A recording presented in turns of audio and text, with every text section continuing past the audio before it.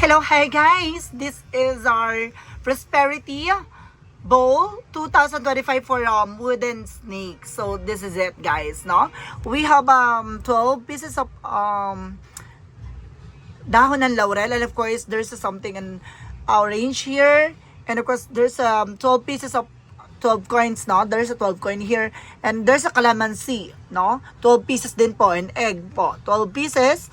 Then of course rice po, no? Maglalagay po tayo. Bakit po 12 pieces po ang inilalagay natin? That because of 12 months of the year. So para maging masagana ang ating pamumuhay sa loob ng 12 months, sa isang taon po. And this is something, a wooden snake here, na para magkaroon ng attracted, no? Ang ating magandang kapalaran dahil ang taon ay wooden snake po para lumingkis sa atin ng blessing. So guys, maraming salamat and see you in the next video. Bye-bye and babush!